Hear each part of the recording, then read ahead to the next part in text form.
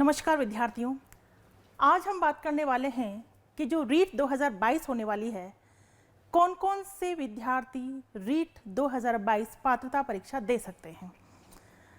जोरों शोरों से आपने तैयारी शुरू कर दी होगी, क्योंकि बिल्कुल पात्रता परीक्षा यानी रीट के 2 एग्ज़ाम अब होने वाले हैं, एक पात्रता और एक मुख्य परीक्षा। पात्रता परीक्षा की तिथि बिल्कुल घोषित हो चुकी है। प्रस्तावित तिथि क्या है? 23 से 24 जुलाई प्रस्तावित है, तो उसी के अकॉर्डिंग आपको तैयारी करनी है। अब रीट 2022 कौन कौन दे सकते हैं, एक बार देखिएगा इधर। जो विद्यार्थी शिक्षक बनना चाहते हैं, कोई भी विद्यार्थी जो शिक्षक बनना चाहता है, प्रत्येक उस विद्यार्थी को रीट पात्रता देनी चाहिए। ठीक है, कोई भी विद्यार्थी शिक्षक बनना चाहता है, भाई एक बार रीट पात्रता से आप गुजर जाओ। रीट पात्रता आपको देनी चाहिए। क्यों? क्योंकि ये पात्रता की जो पढ़ाई है जस्ट डिफरेंट नहीं है। आप कोई भी तैयारी करेंगे, अगर आप सेकंड ग्रेड की तैयारी भी कर रहे हैं तो कहीं ना कहीं मिलती जुलती तैयारियां हैं। तो कहने का मतलब है प्रत्येक जो भी विद्यार्थी शिक्षक बनना चाहता है उसे रीट पात्रता देनी चाहिए। दूसरी बात, रीट लेवल फर्स्ट 2021 वाले पात्र विद्यार्थियों को रीट 2022 की परीक्षा देने की आवश्यकता नहीं है। ठीक है, बात समझ में आ गई।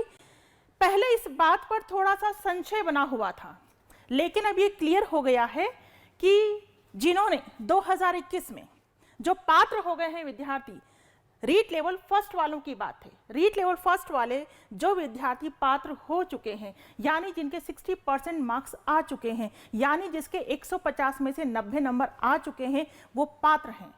आप चाहें तो रीट जो 2022 पात्रता परीक्षा है वो ना दें, लेकिन मैं यहाँ कहना चाहूँगी, ये मेरा पर्सनल सजेशन है कि आपको ये पात्रता परीक्षा देनी चाहिए। रीट लेवल फर्स्ट वालों की बात कर रही हूं मैं। रीट लेवल फर्स्ट वालों को देनी चाहिए। क्यों? परिणाम सुधार के लिए, अंक सुधार के लिए। माना कि अभी पात्रता परीक्षा का वेटेज मुख्य परीक्षा में नहीं है, लेकिन नियमों में संशोधन कभी भी हो सकता है। कुछ नहीं कह सकते, नियमों में संशोधन हो सकता है, इसलिए आपको अंक सुधार के लिए। दूसरी बात, जो 2021 में आपने पात्रता परीक्षा पास की है उसकी वैलिडिटी 3 साल ही रहने वाली है। आजीवन वैलिडिटी चाहते हो तब भी आपको 2022 वाली पात्रता परीक्षा देनी चाहिए। ठीक है, बाकी आपके ऊपर डिपेंड करता है। आप पात्र हो गए हैं, ना भी देना चाहें तो चलेगा। जिनके भी 60% मार्क्स आ गए हैं रीट लेवल फर्स्ट में, 90 नंबर से अधिक आ चुके हैं, तो आपको रीट 2022 पात्रता परीक्षा देने की आवश्यकता नहीं है। बाकी मैंने अपना पर्सनल सजेशन बता ही दिया। वो इसलिए क्योंकि रीट जो पात्रता परीक्षा है और आपकी जो मुख्य परीक्षा है काफी कुछ सिमिलर है, इसलिए क्यों ना वापस रीट पात्रता से गुजरते हुए आप मुख्य परीक्षा दो। काफी कुछ सिमिलर है। कैसे सिमिलर है उस पर भी मैं आपको बता दूंगी, एक क्लास उसकी लेकर के आऊंगी कि रीट पात्रता और मुख्य परीक्षा लेवल फर्स्ट की बात हो रही, सिमिलर है। इसलिए मेरा बिल्कुल वापस पर्सनल सजेशन ये है कि भले ही आप पात्र हो चुके हैं, आप चाहें तो वापस पात्रता परीक्षा ना दें, लेकिन आपको दे लेनी चाहिए। देने में कहीं कोई बुराई नहीं है। अभी तो वेटेज नहीं है, लेकिन आगे अगर वेटेज इसका हो गया तो, क्योंकि इससे पहले जब 11-12 में इस तरह के एग्जाम हुआ था तो पात्रता को वेटेज दिया गया था, अभी नहीं दिया गया है। बट वही बात कि नियमों में कभी भी संशोधन किया जा सकता है, तो क्यों ना आप पात्रता से गुजरते हुए ही मुख्य परीक्षा दें। बाकी यहाँ आपकी इच्छा है, 3 साल तक वैलिडिटी है और आप इसका फायदा उठा सकते हैं। क्लियर? नेक्स्ट बात, कौन दे सकते हैं? देखिए, जो विद्यार्थी केवल सेकंड ग्रेड शिक्षक भर्ती, जो विद्यार्थी केवल और केवल सेकंड ग्रेड शिक्षक भर्ती देना चाहते हैं, मेरा मानना है कि उन्हें भी रीट 2022 देनी चाहिए। क्यों? ताकि वे सेकंड ग्रेड के साथ साथ थर्ड ग्रेड का एग्जाम भी दे सकें। क्यों? क्योंकि बेटा सेकंड ग्रेड और थर्ड ग्रेड दोनों के पाठ्यक्रम में 95% समानता है। बात समझ में आ रही है?